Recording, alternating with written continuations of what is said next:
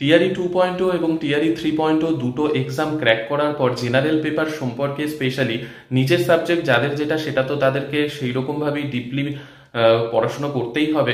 আমার সাবজেক্ট যেহেতু ফিজিক্সে আমি যাদের ফিজিক্স রয়েছে তাদেরকে অবশ্যই যেরকমভাবে হেল্প করা দরকার নিজের সাবজেক্টের জন্য হেল্প করবই, কিন্তু জেনারেল পেপার সম্পর্কে এই দুটো এক্সাম দুবার পরপর ক্র্যাক করার পর জেনারেল পেপার সম্পর্কে আমার আইডিয়াটা অনেকটা স্ট্রং হয়েছে, সেই ব্যাপার তোমাদেরকে জানাবো।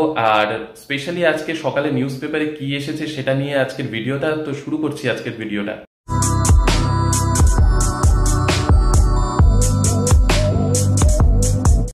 Hello everyone, welcome back to AC canvas to a new video. আশা করি সকলে খুব খুব ভালো আছো। Good morning to all of you. আশা করি আজকে আমাদের সকলের এই দিনটা খুব খুব ভালো কাটবে। তো গতকাল রাত্রেই টিআরই 3.0 এর রেজাল্ট কিন্তু বেরিয়ে গিয়েছে, আর টিআরই 4.0 এর জন্য টিআরই 3.0 এর রেজাল্টের পর আজকেই সকালে নিউজ পেপারে বেরিয়েছে যে অনেক সাবজেক্ট রয়েছে যেইখানে কিন্তু সিট ভ্যাকেন্ট থেকে গেছে, আর সেগুলো পুরোটাই আবারও টিআরই 4.0 তে গিয়ে অ্যাড হবে।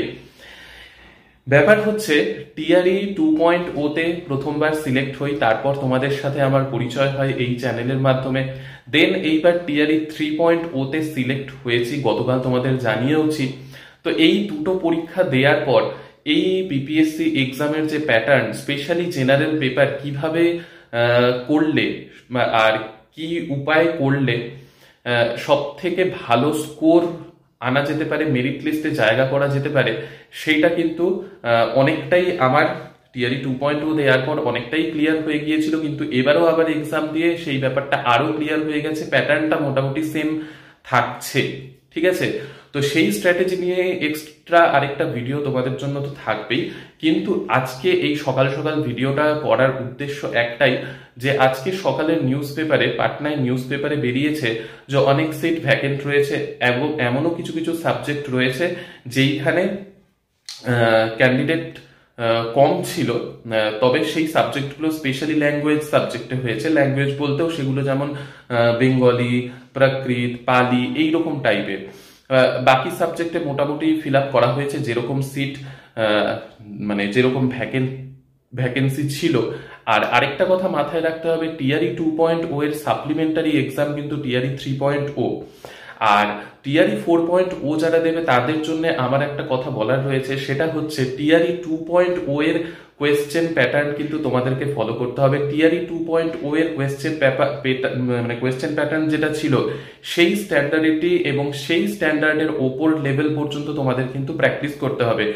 একেবারেই টিআরই 3.0 এর সাবজেক্টের জন্য এটা বলা আমার, সাবজেক্টের কোয়েশ্চেন দেখে তোমরা কিন্তু কখনোই ভাববে না যে এই লেভেলের আসবে। তার কথা এটা বলার কারণ এটাই যে টিআরই 2.0 তে কোয়েশ্চেন লেভেল যথেষ্ট স্ট্যান্ডার্ড ছিল সাবজেক্টের, যার যা সাবজেক্ট সেইখানে। টিআরই 3.0 যেহেতু টিআরই 2.0 এর সাপ্লিমেন্টারি এক্সাম, তার জন্য টিআরই 3.0 এর কোয়েশ্চেন একটু মডারেট করা হয়েছিল, স্পেশালি বিভিন্ন সাবজেক্টের জন্য, যাতে যারা ওয়েটিং লিস্টে ছিল তারা টিআরই 3.0 তে এক্সাম ক্র্যাক করতে পারে। এটা হচ্ছে আসল কারণ। তাই টিআরই 2.0 এর কোয়েশ্চেন স্ট্যান্ডার্ড যেটা, সেটা কিন্তু তোমাদের ফলো করতে হবে টিআরই 4.0 এর ক্যান্ডিডেটদের জন্য। আর দুটো এক্সাম ক্র্যাক করার পর এই জেনারেল পেপার সম্পর্কে আমার আইডিয়া যেটা হয়েছে, আর জেনারেল পেপারের কিন্তু প্যাটার্ন টিআরই 1, টিআরই 2, টিআরই 3 সেই প্রত্যেকটাতেই একই রকম রয়েছে। তো সেই নিয়ে আমি তো তোমাদেরকে বললামই যে সেপারেট একটা ভিডিওতে স্ট্র্যাটেজি অবশ্যই তোমাদেরকে বলবো, জেনারেল পেপারে কিভাবে পড়লে মেরিট লিস্টে জায়গা করে নেয়ার যথেষ্টই ইজি। তো সেই ব্যাপারটা নিয়ে আমি সেপারেট ভিডিওতে করবোই তোমাদের জন্য। আর স্পেশালি বেঙ্গলি সাবজেক্ট যাদের রয়েছে তাদের অনেকটা টেনশন ছিল যে দাদা বেঙ্গলিতে ভ্যাকেন্সি তো কম থাকে, টিআরই 4.0 তে আর কত কম থাকবে। তো দেখো টিআরই 4.0 তে বেঙ্গলি পিজিটির কথাই বলো বা টিজিটির কথাই বলো, সেইখানে পিজিটিতে ধরে রাখো 90+ আর টিজিটিতে 100+ ভ্যাকেন্সি থাকার সম্ভাবনা প্রবল রয়েছে। বাকিটা রোস্টার আসলেই বোঝা যাবে, কিন্তু সম্ভাবনা রয়েছে। ঠিক আছে, তাই একটাই কথা বলবো, টিআরই 3.0 এর প্রচুর সিট কিন্তু টিআরই 4.0 তে গিয়ে অ্যাড হবে। ইভেন টিআরই 2.0 তেও এরকম অনেক ক্যান্ডিডেট রয়েছে যারা এবার 11-12 এসেছে, সেইখানেও অনেক সিট ফাঁকা থাকবে, সেটাও কিন্তু টিআরই 4.0 তে গিয়ে অ্যাড হবে। তাই ডোমিসাইল বা হাবিজাবি অন্য কথায় ডিস্ট্র্যাক্ট না হয়ে আমি বলবো জাস্ট প্রিপারেশন নাও। কোনো অসুবিধা থাকলে আমাকে জানিও। সকলের অসুবিধা হয়তো আমি দেখতে পারি না, কিন্তু যারটাই আমার চোখে আসে মেসেজ বা কমেন্ট, আমি অবশ্যই রিপ্লাই দেওয়ার চেষ্টা করি বা রিপ্লাই দেব। তো ঠিক আছে, এইটুকুই আজকে সকালবেলা তোমাদের জানানো ছিল, আজকে নিউজ পেপারে বেরিয়েছে যেটা। তো সকলে সুস্থ থেকো, ভালো থেকো, সঙ্গে থেকো, আর অবশ্যই লাইক শেয়ার সাবস্ক্রাইব করতে ভুলে যেও না, যাতে সব আপডেট সবার আগে তোমরা পেয়ে যেতে পারো। বাই।